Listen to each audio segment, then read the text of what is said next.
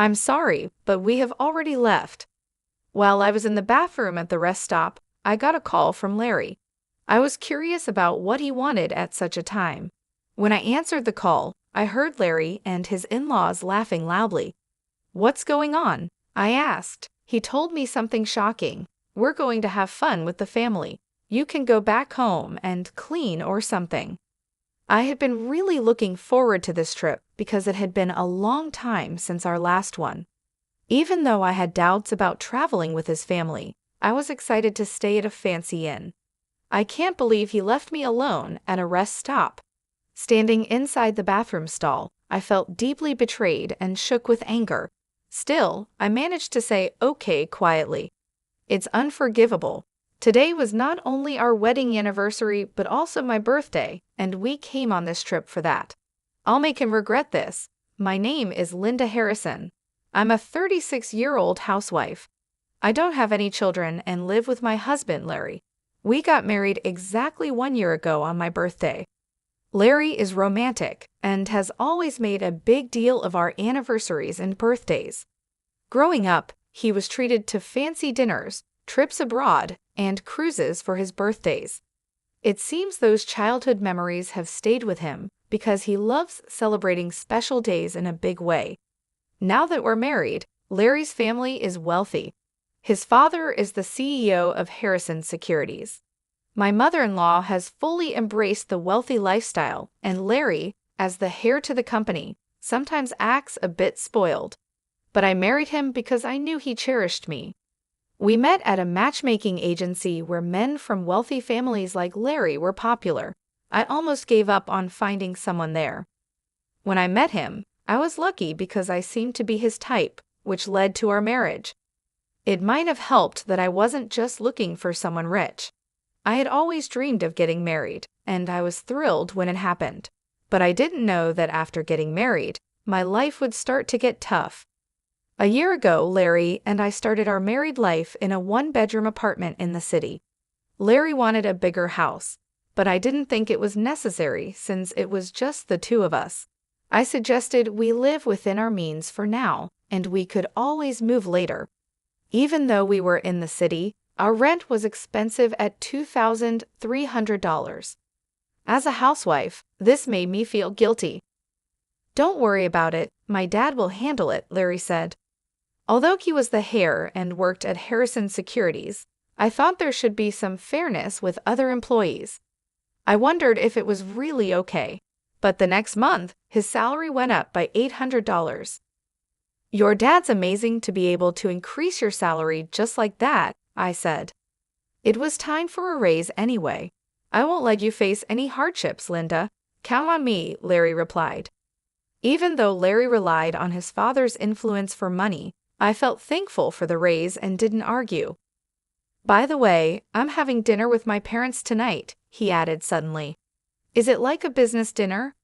"No, just a family dinner. I think I'll be back by 12. Take care." I was surprised. Even after marrying me, Larry casually mentioned having dinner with his parents on a regular evening. Caught off guard, I watched him say he should get going and then leave the house. Dinner on a weekday? Well, today is Friday after all.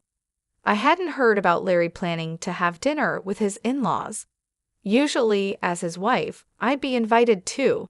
Not that I wanted a free meal, but it's important to build a good relationship with one's in-laws. I couldn't understand Larry's actions and started feeling unsure about our married life. After that dinner incident, Larry often went to his parents' house for reasons like, "It's my cousin's birthday," or "Mom asked me to come over." As a first-time bride, I just agreed, thinking this was normal. But when I had dinner with a friend one day and Larry was absent, she was surprised. "He goes home that often and leaves you alone for a cousin's birthday." "That's crazy," she said.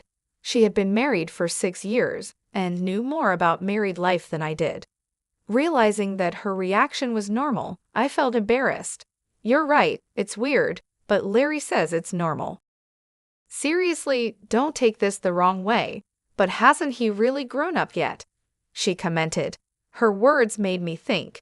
It's unusual for a 38-year-old, even one set to take over his dad's business, to prioritize family matters so much after getting married. I regretted not seeing Larry's true nature before marrying him. Returning home after dinner with my friend, I felt sad. "I'm home, Linda. Where have you been? Isn't it normal for a wife to cook dinner and wait for her husband, Mrs. Harrison?" To my surprise, my mother-in-law was in the living room. Larry was out, maybe at a convenience store. "Why are you here? Weren't you and Larry supposed to dine out tonight?" I asked. "That got canceled because of some issue at the restaurant. I thought Larry had messaged you just a bit ago." "Didn't you check?" she pointed out. I checked my phone and indeed, 22 minutes ago, Larry had messaged that he'd be home early, but I had just gotten off the train. There was no way I could have gotten home and started dinner so quickly. "Yes, he did message, but I only saw it just now." What the heck? This is the problem with kids from single-parent households. You can tell they weren't raised right, my mother-in-law said harshly. Her words hurt me deeply. Indeed, I was raised by a single mother after my mom gave birth to me, and my father passed away due to an illness. Despite that, my mother raised me with a lot of love. I wished she wouldn't say things that put down my mother's hard work.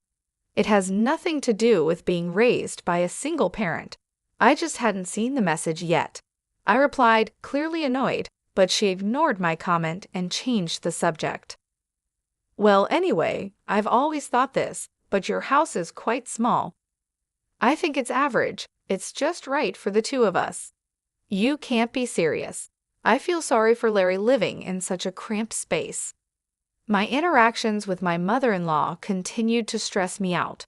Both my mother-in-law and father-in-law, maybe because they are wealthy, often seem to look down on others. That's why I never got along with them. Realizing that further conversation was pointless, I silently started to make dinner. Ignoring me, she turned on the TV. From that day, she started coming over unexpectedly more often, and even my father-in-law came a few times. Mostly, they complained about how dirty the kitchen was or how small the house felt.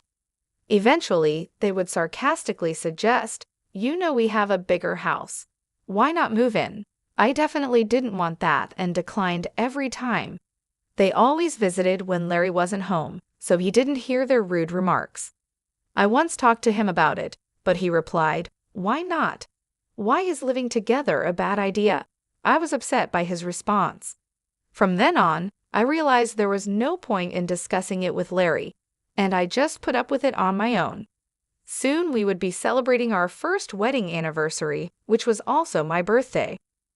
"For your birthday this weekend, I'm thinking of celebrating bigger than last year.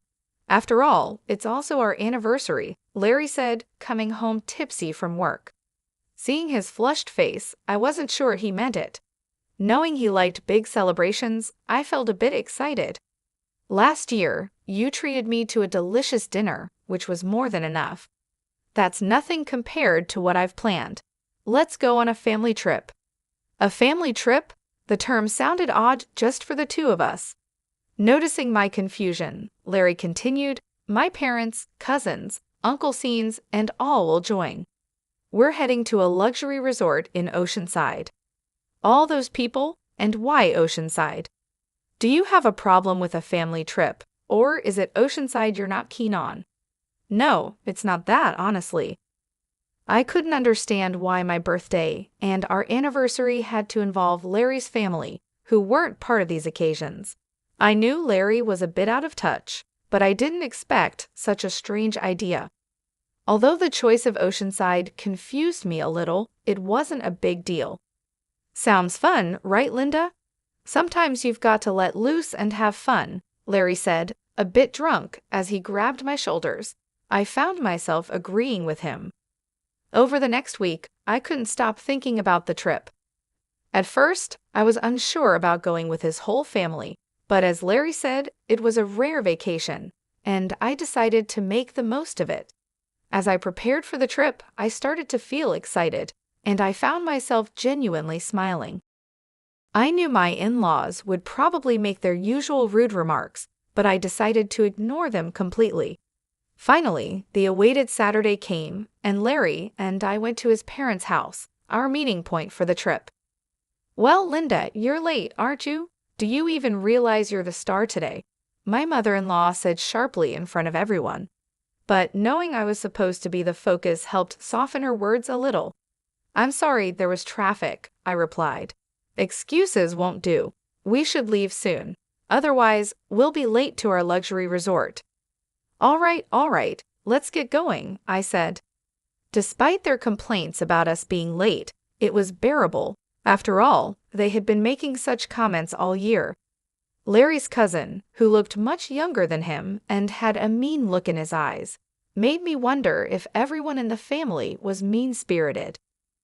My worry seemed justified when he made a demeaning remark. "This is Larry's wife?" Not what I expected. I looked away from him, figuring that reacting would only encourage them to criticize me more. I decided to act maturely. "I'm so excited. I've been to luxury resorts many times, but tonight's place costs $2,000 per person," I heard someone say. Hearing the price of $22,000 shocked me, and a sudden thought crossed my mind. I got into my in-laws' car, and as soon as my father-in-law started the car, we began moving. The drive to our destination in Oceanside would take about 3 hours. About an hour into our journey, we decided to take a short break at the next rest stop. "I'll be right back, heading to the restroom," I said. "All right, off you go," my mother-in-law waved dismissively, almost like shooing away a stray dog. I walked to the rest stop bathroom, feeling as if everyone's eyes were on me, or maybe it was just my imagination. Inside the bathroom stall, I took a deep breath, relieved that the trip had been uneventful so far. I hoped the rest of our journey would be just as smooth. Just as I was settling into that thought, my phone vibrated in my pocket. It was Larry calling. Expecting him to ask me to pick something up, I answered casually, "I'm still in the restroom, Larry." With what sounded like amusement, he replied, accompanied by the laughter of my mother-in-law, "Sorry, but we've already left." There was a moment of stunned silence on my end while laughter echoed from their side. "What do you mean?" I asked. Larry replied, "We're going to have fun with our family. You should just go home and clean, Linda dear. Today's trip is just for the Harrison family. It's a pity, but you'll have to stay behind. Goodbye." I was stunned. I had been looking forward to this trip for a long time. Having his family join us was a bit concerning, but I was excited about staying at a luxury hotel, and now they had left me alone at the rest area. I was shaking inside the restroom stall, feeling completely betrayed. Trying to keep my anger in check, I simply replied with a quiet "okay." This was unforgivable. Today was both our wedding anniversary and my birthday, and they had brought me on this trip. I was determined to make them regret this. After leaving the restroom, I called someone. The person on the other end was shocked and shared some surprising news. "Really?" I asked. "Yes," they answered. Then they promised to come and pick me up. Being left alone at the rest area like this was unbearable. I prayed for a quick rescue. An hour later, my Uncle Scene arrived in his car to pick me up. "I'm so sorry to trouble you like this," I said. "It's okay, it's quite an unfortunate situation," he replied. "Yes, they're headed to a luxury hotel in Oceanside," I mentioned. My Uncle Scene thought for a moment, then seemed to realize something. "I think that's the case," I replied. "I'm really sorry, but can you please take me there? I'll take the train back." "Got it. The drive there is nice anyway," my Uncle Scene agreed happily. About an hour later, we arrived in Oceanside. Larry and the others had come here before us. In front of us was a luxurious inn with a grand gate, a well-known high-end hotel, the only luxury accommodation I knew of that costs $2,000 a night. At the reception, I was told, "Dinner starts at 6:00 p.m. Please follow me." The person who greeted me with a smile was my mother. "Linda, it's been a while," she said. Dressed in an elegant outfit and smiling gracefully in a way that might seem formal to others, it was unmistakably my mother. This inn has been run by my mother's family for many years, and she currently holds the position of the innkeeper. After becoming a single mother, she began working at this inn. So to me, this place feels like home. I had called my mother from the rest area and was surprised to learn that there was a reservation today from Harrison Securities. I suspected they were going to a luxury hotel in Oceanside, but I never imagined they would be coming to the inn my mother runs. Of course, the family doesn't know that my mother manages this inn. What a terrible story, Linda. You can't just let this slide, my mom said. Yeah, I know. That's why I came here, I replied. Let's get you changed over here, she suggested as I prepared to greet them at the dinner table. An hour later, at 7:00 p.m., my in-law family gathered for dinner. I stayed in the next room to remain unnoticed, slightly opening the door to observe inside. The spa was amazing. I'd want to come here every day if I could. If it were closer, we could indeed come every day, one of them said. At the very least, if you become the CEO, we could afford to come here anytime, another added. Really, I'm looking forward to that. I mean, the subordinates handle all the work anyway. I want to become a CEO soon too, Larry added, thinking they were just among themselves, making some rather crude remarks. But when my mother appeared from the other side of the door and greeted them, the room went silent. Today, I will be in charge of serving you. Please let me know if you need anything, my mom said, bowing with perfect grace. There was a tangible tension among the family. However, when the food was served, they resumed their inappropriate discussions. Both my mother and I did nothing, simply watching as the plates emptied before them. It's great that we all could come. We got rid of the bothersome daughter-in-law, and the food is delicious. Perfect, one remarked. If you say that, she might get angry, you know, another cautioned.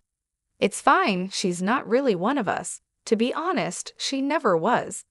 After all, it would be a shame to have a child from a single-parent family in our household, my mother-in-law said harshly. Hearing her mother-in-law's harsh words, my frustration boiled to an almost uncontrollable point. At that very moment, my mother entered the room with a dessert plate loaded with cake and fruit. Today, I've heard it's Miss Linda's birthday and also her wedding anniversary with her husband. When my mother asked where to place the cake for Miss Linda, the family looked at each other, confused. Nobody told you that, they mumbled. Excuse me, I'm the innkeeper, and I've clearly heard about it. Did Larry call? I didn't tell anyone, Larry muttered. There was an awkward silence, and the in-laws exchanged nervous glances.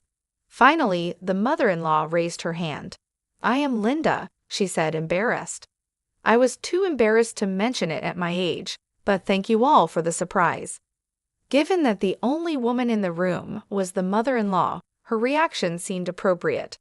However, my mother just gave a faint smile, seeing her act.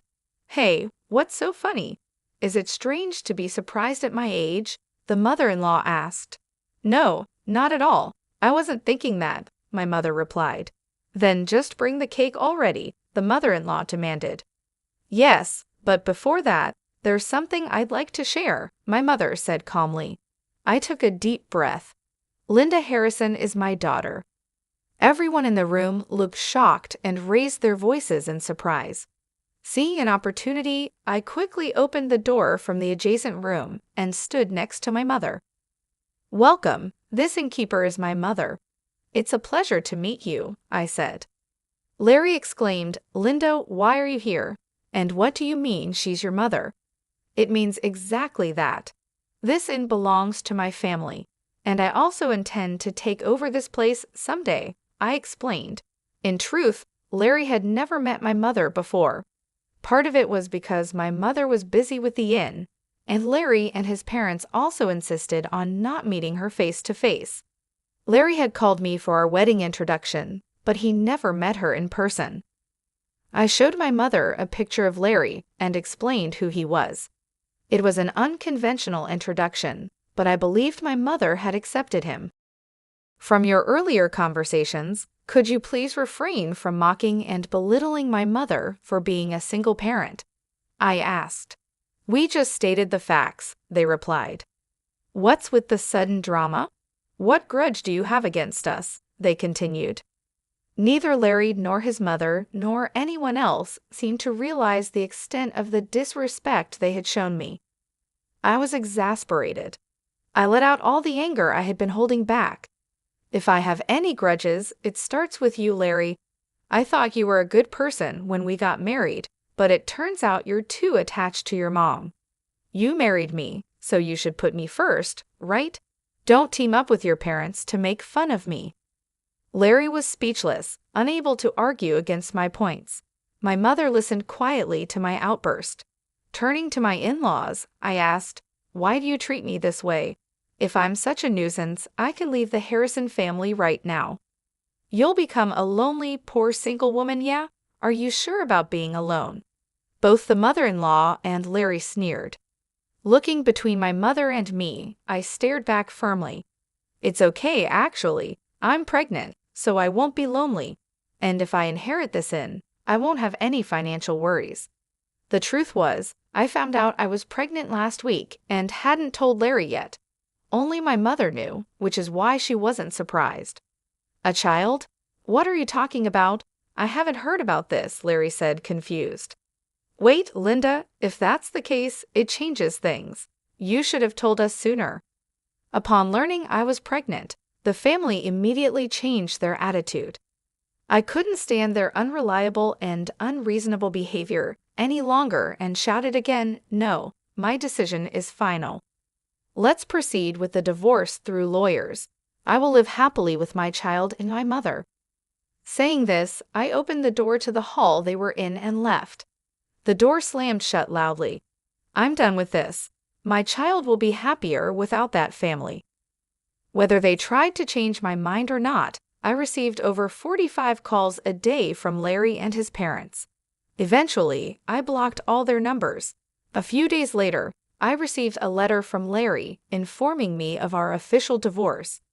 The letter expressed his regret and pleaded for me to return, but I ignored it and tore it up. I thought he might neglect our child just like he prioritized his parents over me, and I absolutely didn't want that. Being alone and lonely will be your fate, not mine, I thought. He should enjoy his bachelor life. Currently, I am nurturing my child in my womb and discussing future plans with my mother. Once the child is born and grows a bit, I plan to send them to daycare and join the inn's business. The path to becoming the next innkeeper is long, but I'm determined to work hard to raise my child properly.